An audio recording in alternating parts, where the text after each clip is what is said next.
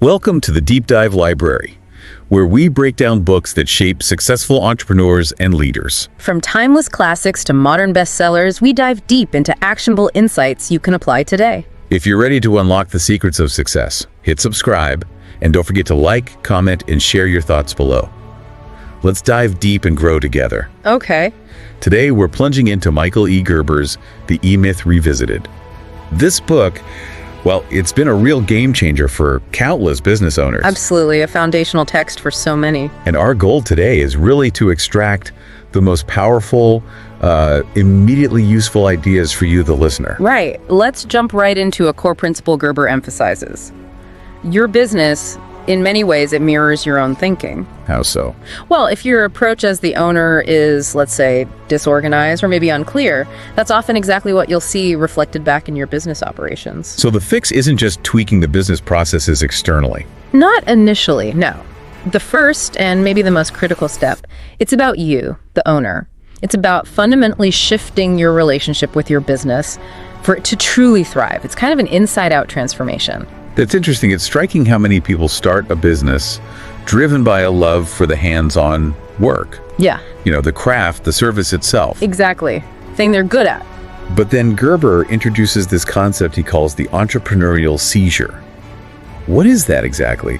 And why is it such a pivotal point for new business owners? What's fascinating about the entrepreneurial seizure is how it captures that very common trajectory. You start with passion, right? That exhilaration of doing what you love. Yeah, you're finally your own boss, doing the thing. But then reality hits the weight of responsibility, the sheer volume of tasks, many of which are not the thing you initially loved doing. Like bookkeeping or managing people. Precisely. And this often leads to a cycle. Initial excitement gives way to real fear, which breeds exhaustion from trying to juggle everything. And ultimately, often, a feeling of disillusionment, a sense of losing that initial spark, that joy. It's the moment many realize they've inadvertently created a job they don't actually enjoy. Exactly. You've built yourself a prison, maybe. That feeling of being trapped in the very thing you created for freedom. And from that, Gerber presents this insightful framework. The 3 key personalities that exist within every business owner. Yes, the internal team, so to speak. Who are these internal players, and how do they typically interact? Okay, think of it like this. Within each entrepreneur reside the technician, the entrepreneur, and the manager. Right. The technician is the one who loves to do the work, the hands-on expert. They sometimes mistakenly believe the business is simply the sum of all the tasks performed. Just doing the thing day in, day out. Then you have the entrepreneur. This is the visionary, the dreamer, constantly asking, what if? They see the business as something separate, with future potential. Their work is like future work, imagining, innovating. Looking ahead, seeing possibilities. And finally, the manager. This is the pragmatist. They focus on creating systems, order, providing the structure to support the entrepreneur's vision. And letting the technician actually do the work efficiently. Exactly. The manager views work as a system that produces results, order, and predictability. So it's like this constant internal negotiation, the person wanting to get their hands dirty, the one dreaming big, and the one trying to keep the trains running on time. That's a great way to put it. And Gerber points out that in most small business owners, there's a real imbalance in these personalities, right? Precisely. Our experience, and Gerber outlines this clearly, shows that the typical small business owner is heavily dominated by the technician. Really? Like, by how much? Well, you might see someone who is, say, 70% technician, maybe 20% manager, and only a tiny 10% entrepreneur. Wow, that's skewed. Yeah. And the consequence is that the technician often takes over. They end up focusing almost exclusively on the day-to-day tasks, the doing. And neglecting the crucial leadership, the strategic thinking the business needs to actually grow. Absolutely. It's a natural inclination, maybe, to do what you're good at and enjoy, but it can be a real stumbling block long-term. And this imbalance leads directly to what Gerber calls the technician's trap. It sounds almost appealing at first, just focusing on what you love doing. So what makes it a trap? Well, the insidious thing about the technician's trap is that the owner, being that natural doer, becomes completely immersed, almost consumed by the tactical work. Getting bogged down. Totally bogged down in the everyday minutia, handling this customer, fixing that machine, solving this immediate problem, and they neglect the vital strategic entrepreneurial work, the stuff needed for the business's long-term health and growth. And they start to think the whole thing rests on their shoulders. Yes. They start to believe, maybe consciously, maybe not, that the entire success of the business rests solely on their individual skills and their constant effort. Which, of course, creates a super fragile situation. Yeah. The business becomes entirely dependent on the owner being there, doing the thing. And Gerber has a pretty strong stance on this kind of dependency, as I recall. He doesn't pull punches. No, he's very direct about it. Gerber argues that if your business hinges entirely on your personal presence, your talents, you haven't actually built a business. You've essentially created a job for yourself. Yeah. And he doesn't mince words, calling it potentially the worst job because you're working for someone who is likely overworked, stressed, maybe inconsistent. Yourself, the lunatic boss. Exactly, yourself. He emphasizes that the real goal, the true purpose of starting a business should be to get free from that kind of self-imposed job, and importantly, to create opportunities for others, not just yourself. That's a really powerful shift in perspective from just generating income for yourself to building something that has independent value, something that can provide value to others, employ others. Yeah, it's fundamental. Now, Gerber also outlines the small business life cycle. Understanding these stages seems critical. What are the key phases he identifies? Yeah, understanding these stages is crucial because each one presents distinct challenges and, frankly, demands a different approach from the owner. Okay, what's first? The first phase is infancy. This is heavily influenced, as you might guess, by the technician. Makes sense. Here, the owner and the business are practically inseparable. Think very long hours, a strong sense of optimism, but also the owner doing absolutely everything. Wearing all the hats. Every single one. This phase typically ends when the owner hits a wall, realizing this level of personal involvement just isn't sustainable. You can't keep it up. Right. Burnout city. What's next? Next comes adolescence. This is where the owner starts seeking help, often hiring people, usually technical help, to handle the tasks they dislike or simply can't manage alone anymore. Okay, getting some relief. But there's a catch. A significant challenge here is that the business often grows beyond the owner's personal control, beyond their comfort zone. They can't personally oversee everything anymore. Things start to feel chaotic. Growth creates new problems. It does. And then finally, there's maturity. This is exemplified by companies like, McDonald's, Federal Express, Disney. These mature businesses are conceived from an entrepreneurial standpoint right from the beginning. How so? They're designed from the outset to operate effectively without your constant direct personal involvement. They run on systems, not just the founder's presence. So it's a progression from a you-centric model where everything depends on the owner. Their system-centric model, exactly. And to illustrate this, Gerber introduces the concept of the franchise prototype. What's the core idea behind this? Is everyone supposed to franchise? No, not necessarily. What's truly insightful about the franchise prototype is that Gerber isn't primarily advocating that everyone should franchise their business in the legal sense. Okay. Instead, he uses it as a powerful blueprint, a model for how any business, regardless of size or industry, can and should operate. So it's a way of thinking, a design principle. Precisely. It's essentially about creating a documented, repeatable operating system.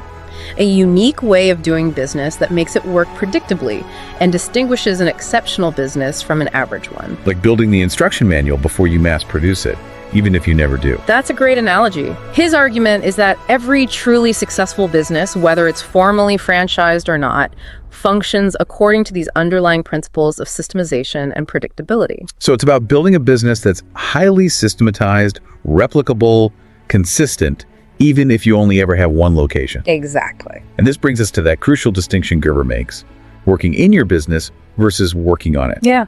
How does he differentiate these two roles? This feels key. It is absolutely fundamental, a huge mindset shift.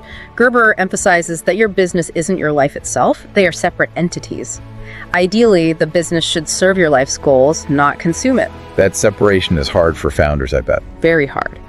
But once you grasp this separation, you can then consciously focus on working on your business. That means thinking strategically, developing those essential systems, building that franchise prototype. Even if you have no intention of opening 5,000 more. Right. Even if you just want one great location, the key is to build it as if you were going to replicate it on a large scale. That discipline forces you to systematize. And there are specific guidelines or rules that define this franchise prototype, right?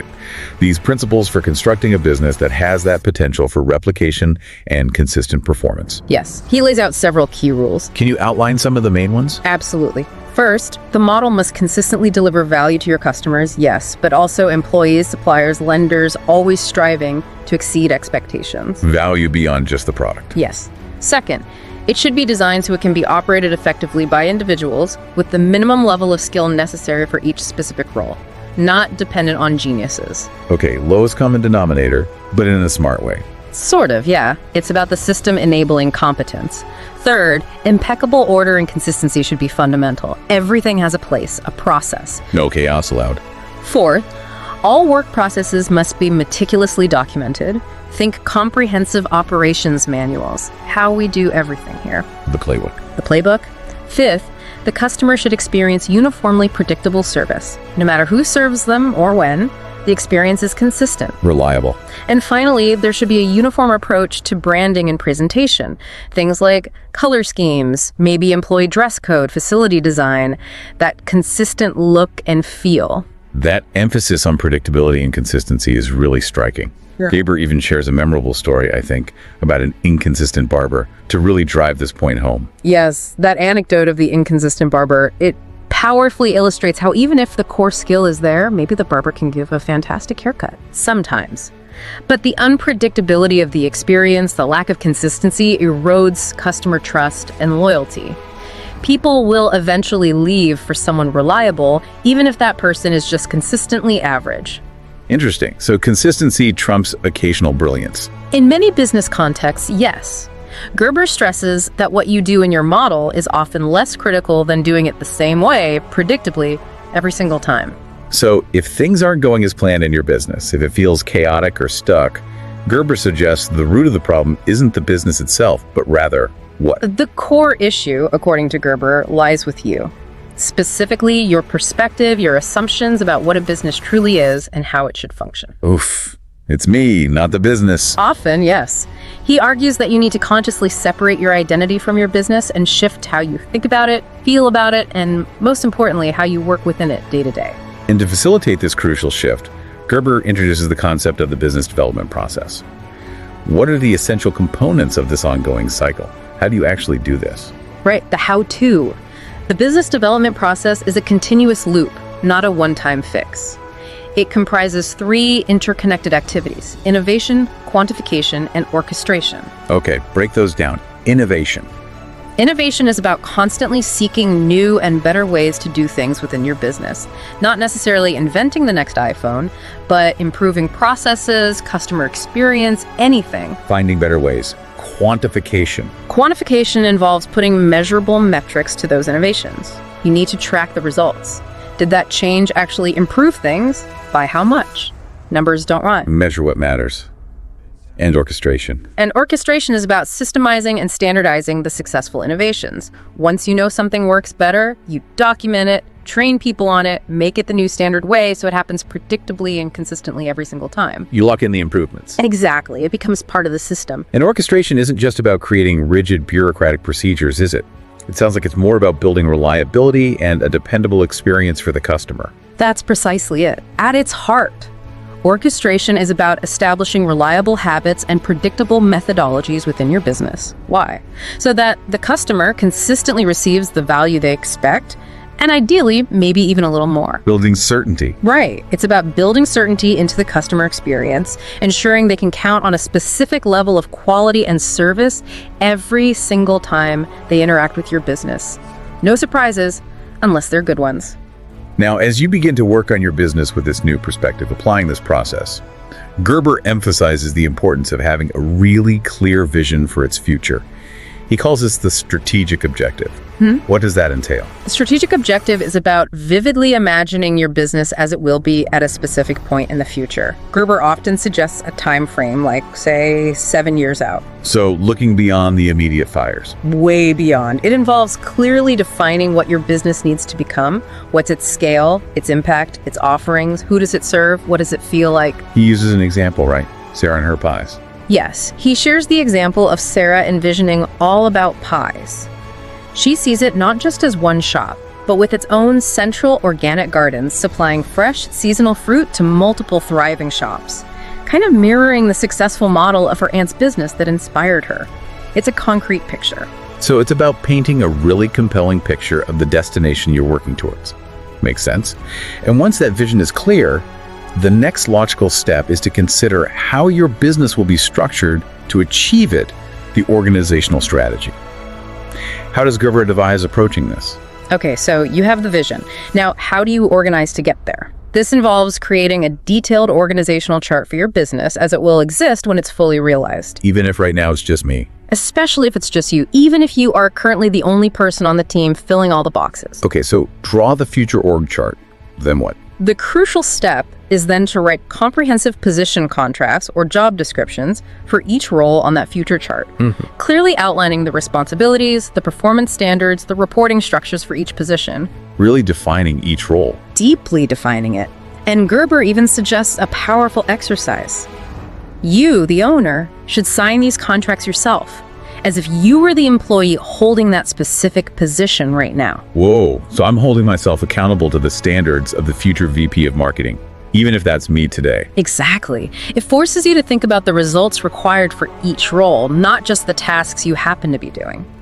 That's a really interesting way to gain a deeper understanding of all the different functions and responsibilities, even before you start hiring. Okay, then comes the vital aspect of guiding the business day to day, the management strategy. And Gerber's viewpoint here is quite distinct from traditional management thinking, isn't it? Yes, it is. Gerber's key insight here is that the secret to effective management isn't solely about finding amazing, charismatic individual managers. That's hard and unreliable. Okay, so it's not just about hiring superstars. No. It's more about creating a robust, well-defined management system. This system is what orchestrates management decisions, ensuring consistency and reducing the reliance on the variability of individual personalities or skills. The system manages the managers, in a way. In a way, yes. Or it provides the framework for management. He argues that this management system is ultimately a powerful marketing tool. How is a management system a marketing tool? Because it's designed to create a reliable, effective business prototype that consistently attracts and keeps profitable customers. The smooth operation is part of the promise to the customer. Ah, the experience delivered by the system keeps them coming back. Yeah. Shares a story about a hotel, the Venetia, I think. Yes. That anecdote beautifully demonstrates how a well-conceived system can anticipate and proactively fulfill customer needs, creating a truly memorable, positive, almost effortless experience that fosters deep loyalty. Little things done consistently. Exactly. It highlights the power of consistent attention to detail and anticipating customer expectations, all driven by the system, not just hoping employees remember. And this overarching management system isn't just one monolithic thing. It's comprised of different levels or aspects. What are the key components in this hierarchy of systems that Gerber outlines? Right, it's layered. Gerber identifies 4 critical levels. First, how we do it here. These are the documented, step-by-step processes for every single task performed within the business, your standard operating procedures. The core processes, got it. Second, how we recruit, hire, and train people to do it here. You need a system for bringing people in and ensuring they can effectively execute those documented processes consistently. Getting the right people and getting them up to speed systematically. Third, how we manage it here. These are the systems and protocols for overseeing operations, monitoring performance, ensuring quality control. The oversight layer. And fourth, how we change it here. This is crucial to processes for continuous improvement, for innovation, for adapting the systems as the business evolves or the market changes. It links back to that business development process. So it's not static. There's a system for improvement too. Exactly. All of these work together in concert to guarantee the consistent delivery of your business's core promise to the customer. Okay, let's shift focus slightly to attracting and retaining those customers. Gerber delves into the marketing strategy, and his perspective on what truly influences customer decisions is quite insightful, maybe even a bit counterintuitive. Yes, he argues that a truly effective marketing strategy has to be absolutely laser-focused on the customer. Forget your own assumptions, your own desires about what they should want. It's not about what I think is cool. No, it's all about deeply understanding what your customer genuinely wants, which, he points out, is often driven by subconscious expectations and emotional needs, not pure logic. He calls the customer irrational. He refers to the customer as an irrational decision maker, Yeah. suggesting that buying decisions are often made instinctively, emotionally, based on these underlying needs or feelings, and then the rationalization, the justification comes later. We buy on emotion, justify with logic. That's the idea. So marketing needs to tap into those deeper, often unspoken desires and expectations. And Gerber identifies two key pillars for gaining this crucial understanding of your customer.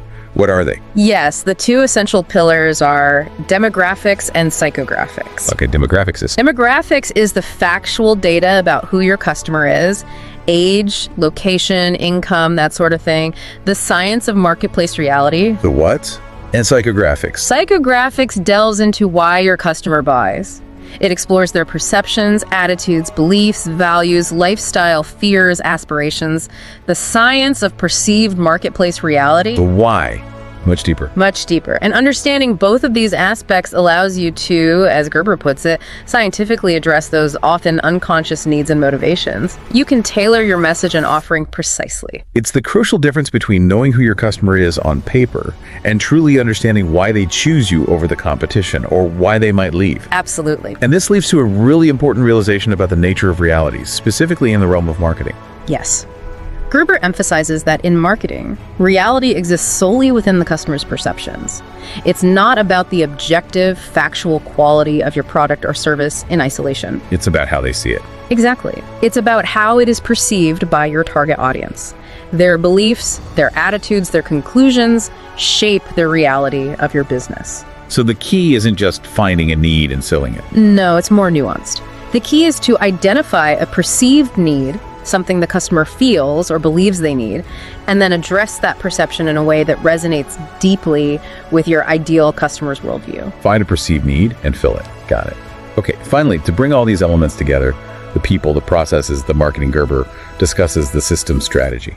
What is the overarching role of systems in ensuring the cohesion and effectiveness of the entire business operation? Systems are essentially the framework, the glue, that holds your entire franchise prototype together. They make everything else work reliably. The connective tissue. That's a good way to think of it. Gerber identifies three fundamental types of systems. First, hard systems. These are the tangible, non-living components, things like your equipment, the physical layout, software, documented processes. Things you can touch or see. Right. Second, soft systems. These are the intangible living aspects. Think about the language you use, your company culture, the core ideas, sales scripts, how relationships are managed. The human element codified. In a way, yes. Yeah. How people interact and communicate within the structure. And third, information systems. These provide the crucial data, the feedback loops. You need to understand how the business is actually performing and identify areas for improvement or adjustment. Measuring and monitoring. Exactly. You need all three types working together. And he even uses the term the PowerPoint as a kind of metaphor for the point where all these critical elements converge.